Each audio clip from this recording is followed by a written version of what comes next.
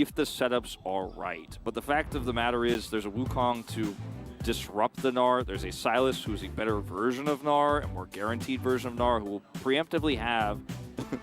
Yeah, on the Jhin nowadays, you just don't really see it. I think especially with the durability patch, like, we will have to wait and see as we jump onto the Rift for Game 2.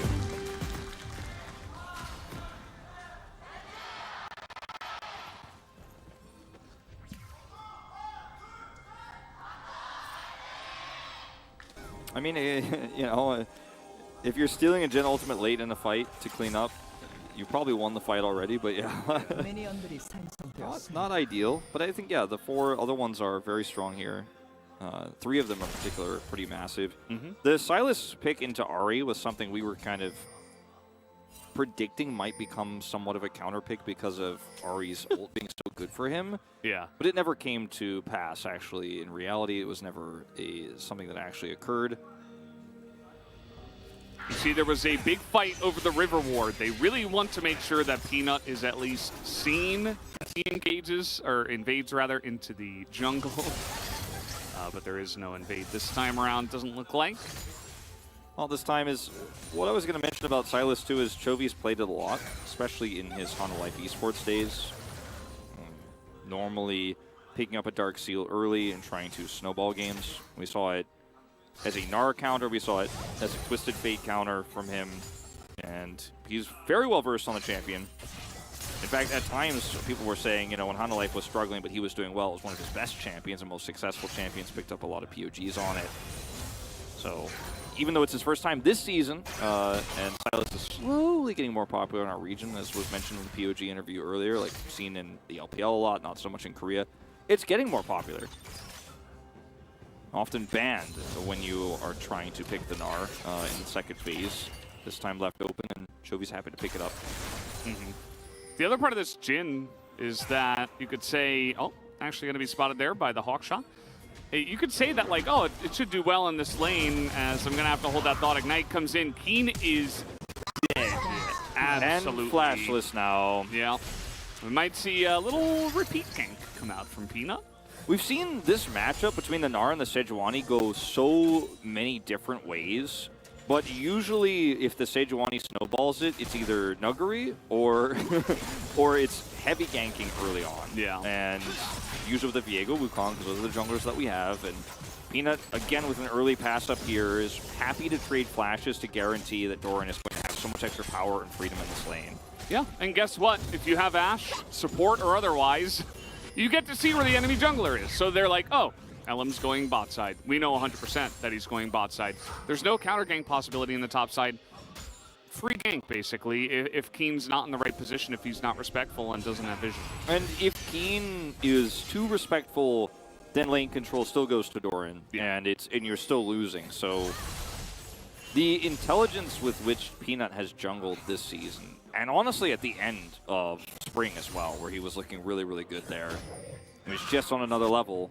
And I think Owner is also a very smart, proactive jungler and has a lot of shot calling to send him in the right direction, but it almost feels like there's a dichotomy between Peanut and Owner. Like, Owner is the hands guy and Peanut is the brain guy. Yeah. But both of them have the brain and the hands oppositely as well. But it's like the yin and the yang here, though. I feel like Peanut is definitely on the big brain side, understands pathing and vision so extremely well. Yeah, 100%.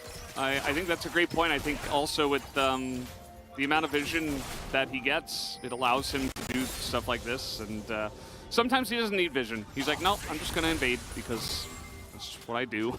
I mean, I know he's going to be here, or I'll just take it.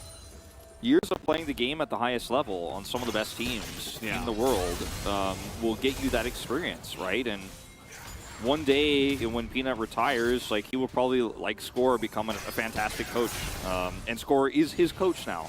You know, as it turns out, like, it's all generational here. And the last Rocks Tiger just, again, coming up big. You remember when he was playing for Nongshim and they were doing really well. They were actually first in the league at some point. I think that was last summer. Yeah. He kind of had that similar idea where he was like really smart jungler, always in the right place at the right time, but wasn't really making crazy plays. Also, he was more of a leader. Whereas on this team, you know, as we said when this roster was first formed, it's like a lot of superstars, right, on the side of GenG. So we were curious how the how the tiers, the rankings are going to go, who's going to lead the leadership, essentially. Peanut spots it, and he says, well, I see it, but I can't really do anything about it because I got pushed out of the pit, but he's back. GenG is going to zone him away, and they will be forced to give this one up. So Kwangdong able to take an early Drake. No flash steals this time around on this one. But yeah, early Drake does come through at sub 6 minutes here before the Rift Herald spawns. So a little bit of extra control to Kwangdong. And you can see the difference in what Peanut is able to do with lanes with Prio on blue side versus without it. Because in this game, you know, he got that kill on Keen because Keen was pretty far up in the lane, didn't have any idea that Peanut was over there, and they played it really well. But otherwise, his impact has been somewhat muted. It's been more of a vision game from him. So I just want to point out that, like, you know, Chovy is having waves crash into him this time. It's a very different dynamic, and he has to find different angles. And getting the Drake early is absolutely what Kwangdong should be looking for here with the control of the bottom side that they had. Yeah, good stuff from them. Definitely a much better start compared to game one, as Lehens will have to flash away from this one. Nice engage comes in from Hoyt. Says, you can't be that far up, not against a Rakan. And he's going to make sure he gets the flash away. Yep. Nice summoner spell to pick up here against the Renata, who's relatively vulnerable as a support, especially pre-6, where she can help herself. She's not going to get any bailout help at this stage of the game without any sort of fast trade back of kills. I expect that in this game we will just, of course, see the Everfrost Ahri here, but what comes next is really up in the air, I think, for Fate. I don't think we're going to see the Horizon focus without the Jinx here, but can be very good with the Viego. As this is a really aggressive hijack here from Chovy fairly early before this Rift Herald has spawned. See if he wants to try to make a play with it. You can see Fate is trying to find those angles, but yeah, mid is, you know, if this were top, he probably would have gotten in there already. And speaking of which, he is getting in there. Spirit Rush used, and now he's going to use it himself. Just trying to trade aggressively here. Yeah. Ooh. Ooh. Yeah, when that Charm first missed, I thought that he was going to take his chance right there, but waited a little bit longer to try to push the wave first. I really would love to see Chovy in a long lane, you know? Because mid, you know, he's so great at, like, getting lane leads and really pushing the envelope. Like, imagine him playing a Fiora, where he could really try to extend those leads. Yeah. Sometimes it's like, well, I mean, you're Sylas against Ahri in mid, so good luck trying to get the kill here. I mean, he'll still push the Ahri away and force Kwangdong to come up and hold the wave and stuff, but not quite the same feel. I mean, we have been blessed enough to see a few long lane Chovy games when he's playing topside through some unfortunate COVID circumstances and otherwise here in the LCK. But yeah, I do just love to see the mechanics that the guy has in lane, side lane, and otherwise. We obviously get to see him in long lanes in that regard, but it's very different. Quantum Freaks will start up this Herald with the wave pushing in mid. And GenG, as they have many times in the past, would be happy to just let this one go with no Hex Flash available or anything like that. Peanut's not going to be flashing to steal this one for a big turn on the team fight. Chovy does not have that same level of prio. A very different style of draft here from GenG means their early game is going to have to look a little bit more passive. And that's okay, because they're not giving anything up for it either. It's the second cannon that Ruler missed. Just want to point that out. Okay, besides cannons. Besides cannons, he's doing just fine. For those two cannons, a little bit unfortunate. You saw Jonas Strong zoom in on both. He's not happy. All right, Peanut has the confirmation. There's no warding here. Probably cloned into the brush. Or maybe he was just out of vision. Even so, he is there. This time, Keen is not going to make the same mistake twice. He knows LM is nowhere nearby. Thorin is trying to force this, does have his ultimate. If he can pull him out! Hey, there it goes, but no follow-up. A little bit too far down the lane here, it seems. As you could see, even the control word was dropped. They're like, do they know I'm here? But not the case, as we know. Yep. Thorin will clear this ward out. And that's that. Chovy, meanwhile, will he get baited in here? This is like the most action we've had in this game is junglers waiting in bushes, but both of these teams playing so carefully that that's kind of your angle. As there's a wave here, or two minions. Fate's like, I'm fishing for a charm. but Chovy's positioning is just so good. Pulls him all the way up to the choke, the opposite push where he don't have vision. Gnar comes in, flash used by Keen. It looked like that was going to miss anyway, but just extra safety. And now, with Peanut nowhere near mid, that is an easy drop into mid, but we are going to be Trading plates. trading plates. Let's see how far they can get up in the top side, though, because the mid push has ended. Yeah, the mid push ends, and also okay, hold that thought. Yeah, another fight down on the bottom side, but you can see the lack of damage that Teddy even has at this point in the game, especially with Swifty's purchase first. Here comes the open up. Lens is just going to block this for him.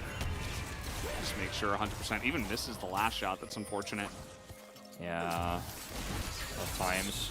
So on the top side of the map, some CS was lost for Keen, but actually was able to, I believe, teleport back to lane, and not the end of the world for him, actually. So yeah, arguably a better trade for GenG, but only very slightly. As Kwangdong now, with all of this bottom side control, the Jin ultimate timed so well for the second spawning of this Drake means that Kwangdong will take a 2-Drake advantage. See what soul we do end up getting here. It's Ocean, so not the most exciting, but still Kwangdong have that additional layer of pressure on these objectives now. And that's the value you're going to get from that Jin ultimate. And the trade that you took bottom side there, so well played. Sylas. Yeah, going in, heavy trade.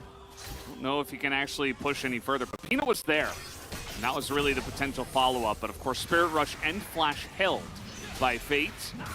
So GenG, Chovy, and Peanut here not really able to force anything out of him. And take a look at the top side. Yeah, Keen is way far up. Oh. And Spirit Rush used. And Ignite used. Yeah. I thought Peanut was for sure going to continue to go up there and try to punish Keen, whereas Fate, you know, obviously did have LM somewhat nearby and was perhaps hoping to turn that one around. But Chovy decides to keep, or rather, Peanut decides to keep Chovy safe in mid. Will be Leandri's is the mythic choice here for Fate, actually, rather than the Everfrost. It's going to help burn through the health bars of these front lines, and considering it's Jin as the AD carry, adding that extra damage to help burn through when you have these, you know, decent setups with the Rakan, with the Gnar, like, I do like it. It hurts what her potential as a pick champion can be, but it does increase her potential for just helping burn front lines. Yeah, I mean, it's a good point. I mean, you know, my first reaction when I saw that was definitely negative, but I think, you know, you even have the extra pick potential as... Speaking of pick potential, you're dead. Yeah, that was a really nice arrow. Of course, Ruler, no stranger to the Ashe, so he's like, yep, I'm going to land this right here. Fate standing still, caught out there in the middle. It's crazy because Chovy went Everfrost this time around. We've seen a lot of different builds on Sylas, but when you have Arrow engage, Sylas is so strong as Helen wants to flash. Actually pretty nice. Now Lahen's in a weird spot as over the wall. Here comes Hoyt trying to get that knock up. The Berserk is coming in, and it eventually hits the Jin, and they finally do get the kill. And the takedown is a little bit too late, but that is a trade that GenG will... actually, I think Kwangdong will like Kwangdong it with happens, the Viego yeah. Kwangdong happens up the kill. Well, happens to like this one more, I think. But the reason why Lahen's was there was because he was trying to actually facilitate the kill onto LM because hostile takeover was ready, and he was trying to get that really nice angle. And the second they back off and he's a little bit mistimed on it, they just turn on him and he dies. Almost gets out. As you mentioned, the bailout was so close. So this is Ruler's snipe. And it's, I mean, it's not that far away. So the stun duration here is not that long, but it's just long enough to get center Everfrost to proc in the follow-up CC. And that's why Everfrost seems to be such a good choice here. Or just factually is such a good choice. Got it. As he just like spams between where his boots are in his inventory. Yeah. Meanwhile, this is the catch on to Lehen, who again was trying to set up for the flank there. So close to actually getting the bailout. Yeah. Very, very close. And that was with Lahen's in a really bad spot. Like, he was very far in the enemy jungle, you know, over the wall. He has to flash. And even then, they're almost able to trade up. Kwangdong not in a bad spot in this game. I would say that, of course, GenG's spot is better just with the gold lead, and I like their comp a lot better, to be honest. But the two Drakes, pretty nice for Kwangdong. Unfortunate for them that it is Ocean Soul. I don't think it's going to have much value in this game.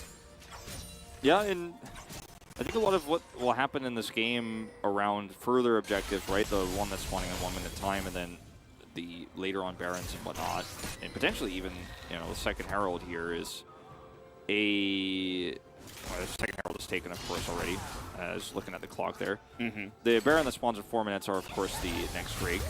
Is going to be based on Narbar execution and how well Kwangdong can coordinate as a team, because as cool as it is to see those snipe lineups and whatnot from GenG, it's pretty easy to do that if everyone's on the same page. You shoot an arrow, you press the Everfrost, like the comp plays itself.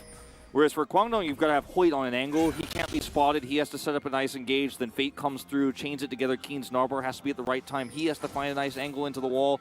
Like, it gets a lot more complicated. Now, when you are the first one to set up on objective, a lot easier here for the Freaks. Yeah, they're setting up position right now. Keen on his way down. Narbar well set up. Might be a little bit early. Let's see what they can get with this. He's letting it tick down a little bit before he actually does commit to it, as he's trying to make it happen with the Rift Herald coming down here. Kwangdong will be able to deny this. But GenG get position on Drake. And now Chovy has the Rakan ultimate to deny them from actually rotating in. Everfrost a bit early there, though. He really wanted that ward, and he got it. I mean, that was his ward, you know, but it's not his life, as he will be taken out. Peanut goes in, and he's like, ooh, I don't know about that. Chovy not really able to help too much with it. Ruler is trying his best, but just with that play onto the ward, Chovy getting a little bit too close to the sun, and he gets taken down. Yeah, he wanted the ward so badly that he was out of position, and then, of course, even committed his Everfrost to try to escape, and was chain CC'd, so couldn't actually get value out of the Rakan ultimate. And Kwangdong Freaks, despite having just that momentary loss of control on Drake Prio, will turn it around. Chovy is dead, and that's Ocean Soul point. As you see here, this is the ward that Valdez is talking about here. Wants that control ward so they can control vision through the entryway. So Doran could then engage, and they could turn with the Renata ult. But then Chovy has to, of course, ult, or rather, cannot ult, and Lehens has to ult defensively. And it's just a big mess. They're trying to, like, turn this on the retreat, and Teddy's in a good spot. Ruler's trying to threaten. He's like, oh, I just can't be anywhere near this. It's a very awkward fight here for GenG. Yeah. Chovy had flash too, but, you know, quick response from Keen to just get on in there. Quick flash Gnar into the wall. He would have had to play it pretty defensively, but yeah, does not get that flash off. So now GenG trying to set something up in the enemy jungle.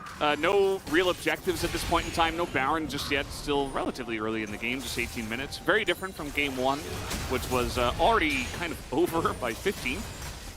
So just kind of hanging around here. GenG looking for picks. No doubt Ruler will be called upon, or he will call himself if he finds a good angle. Yeah. The lull state we have here, I think it slightly favors GenG, but they will have to win the next fight. Otherwise, Kwangdong have really set a timer for them, and the Ocean Soul is going to be somewhat significant, but it's not going to be the backbreaker. It's really just going to be additional regen and okay, Hoyt. I mean, this is a certified Hoyt moment. Yeah, we can put the stamp on that one. I agree. Like last game, he played so well in terms of positioning without any control. This time, that was an unforced error, and he is just instantly punished. Lehens, I mean, that was pretty sick too. Like to get that in right at that moment was very nice, but he shouldn't have been there in the first place. So that's really the issue. And that ends up leading to a free turret for Doran. Kwangdong Freaks had to rotate all the way up to the top side. 30 seconds until the Baron spawns here. Neither team having a AD carry that could rush this down at this stage. Obviously, the Immortal Shield Bobo here build for Ruler, and Teddy is going Gale Force, but Jin. Darn, get in there. You can win that fight. Yeah, but there is a concave of Kwangdong coming at him, so he'll just kind of scuttle back to his turret and reset. This would be a nice interrupt. What is a boar but just a big scuttle crab? Yeah. It's basically the same. Yeah, I mean, you're just walking into no vision and it's a perfect handshake. The reason why he's there is because he wants to see if there's any control wards in that brush. Is the expectation as to why he would be heading down that way instead of pathing above the top side towards the rest of where his team is. And That's why that control word is valuable, because it sees him and he dies. So, really nicely played by Lehens at max range, as you mentioned, but yeah, unforced error punished mechanically well. As, like I mentioned, we're going to be kind of in this lull state for quite a bit, but last fight was not a real fight. Like, it was decided by Chovy trying to set up a really nice fight. Like, during that vision, he was punished. So let's see what happens when we actually get a real fight with these two item spikes coming online for a lot of these players. As I'm really excited to see if Kwangdong can actually execute on this, because the setup they had going into the last potential fight, which didn't end up being like the real fight because it was just free, was nice. Like, Keen has Gnar managed. They were trying to set up well. They lost control to Drake very temporarily, but then, you know, rotated back in very nicely. They have good angles they could set up if they can maintain vision control, which struggling with a little bit right now, but starting to wrestle it back away. We got 50 seconds until that fight. It's definitely one thing that Kwangdong did well against T1 was they really upped their vision game. It did help that they had Ashe in one of the games that they did win, but either way, it has been a struggle, as you have said here. So let's see what they go for as 30 seconds until the Ocean Drake. This time, GenG, a much more aggressively timed position take. Yeah, and Chovy's not clearing a ward because it's already cleared, yeah, and they are here on time. Like, Kwangdong cannot contest this, and they cannot realistically start Baron either with this Jhin. So yeah, it's feeling very good right now as GenG. We're going to try to force a pick so they can maybe get both. We'll be unsuccessful with Doran's ult, unfortunately. Yeah, essentially just thrown out, I suppose, to secure the tower if we're being nice. But yeah. Chovy timing out on the hijack as well. Yeah. So, okay, this is Lehens getting caught a bit, but he does have Turelias. He's very much on the move as the Berserk will come out. And Kwangdong saying, you know what, we're just not going to be able to fight over this, so you take it. Now, I like how it was done here. So we're going back to... They are aggressively defending here. Yeah, this is... On this turret. Is there a turn possibility? I mean, Peanut has ult. I mean, they will save it. The Kwangdong don't actually grab that, so... Ends up being a summoner burned, but well worth it. But going back to that fight over the Drake, I really feel like even though Sejuani ult misses there and Doran is like, well, we got a turret, don't worry. That group up means that they can actually successfully take the Drake and then escape. Notice how GenG were unwilling to actually fight Kwangdong right now straight up. They're like, you know, let's take the Drake and get out.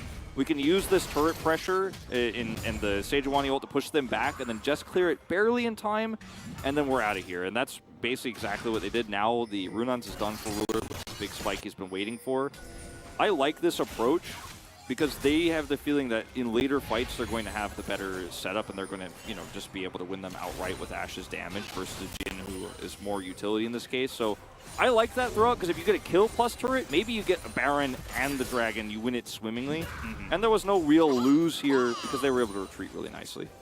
Yeah, absolutely. There were a lot of pings there in mid. They want someone. Ruler going to have to flash over the wall. And he does make it out alive. That's the flash down for an immobile 80 carry. And maybe it's Ruler's turn. There's the arrow. Everybody is going to dodge that one. A lot of tools on both sides to get out of dodge, especially on Kwangdong's side. Critically, GenG now have full control over this Baron pit. And they're going to even clear this last ward away. It's either going to time out or they'll kill it. There's the timeout. And now you're as Kwangdong, you're starting to struggle to figure out how you're going to get in here and get that vision control away. Because Jhin is not going to be able to get anywhere near this team if he doesn't have vision. Yeah. And he can't even flourish without it. Meanwhile, Ashe is just controlling waves mid. Doran has teleport. Keen does not. Like, GenG are completely set up to have control here, and Kwangdong have to play it slow. Still fighting slow. in the side lane. I mean, Keen just hit 16. Doran is level 14. Down 2 levels already. Keen doing a bit more of the side laning. Now he should be able to pick up his item here.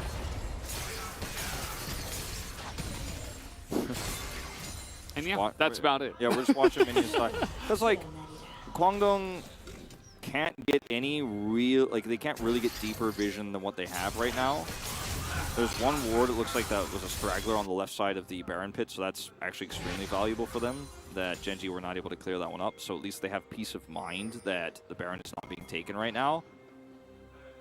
And GenG are just kind of like, all right, let's wait till we get our items online. Like Sejuani has 3, looking for that Rage Blade for our Ashe. Once Ruler has that, he's going to be pretty unstoppable. Stopwatches are up.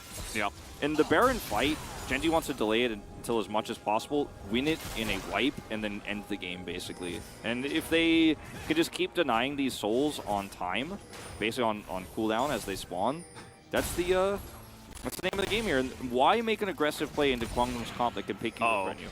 Look at this. They're just going to throw the Berserk out, and you see that LM immediately just going to hop out of there with his flash, and Heartbreaker says, nope, nope, nope, nope, nope. No, thank you. Maybe taking some inspiration from what Damwon did the other day. That was yesterday against KT. Yeah. You can spring traps like this around pockets of vision, and then just otherwise have Ruler sit mid and push waves. And Ruler has been criticized for his late game mid play on 80 carries because he's overextended or been punished. Not to be the case this time around, as that's a clone.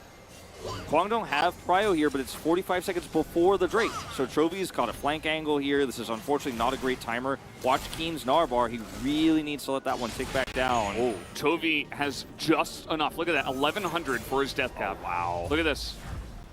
Instantly buys, and teleports TP's back.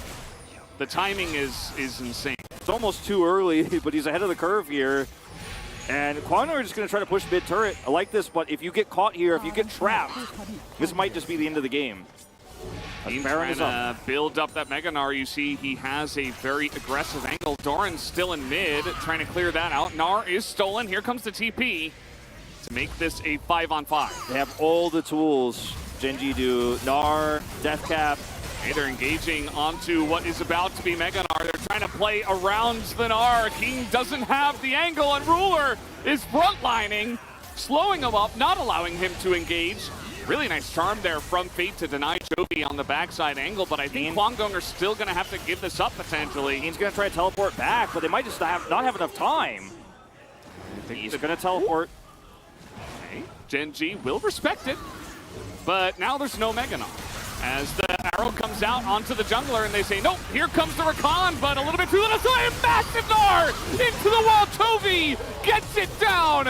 And they were just waiting for the one moment, and they get it done perfectly. Yeah, and I think GenG also, at the same time, we're like, I guess we got away with this again. We kited away, let's go back. But then Chovy sees the angle. He still has his Gnar ultimate. Is about to time out because he's had it hijacked for so long, and he takes that opportunity to go in and look for the big play. And that's the big play that GenG have been setting up traps for time and time and time again on these objectives. If we walk away with just an Ocean Drake and deny the soul, we're happy with that. We'll take that later Baron fight. But if we get the big win, we take the Baron, and finally ultimate map control.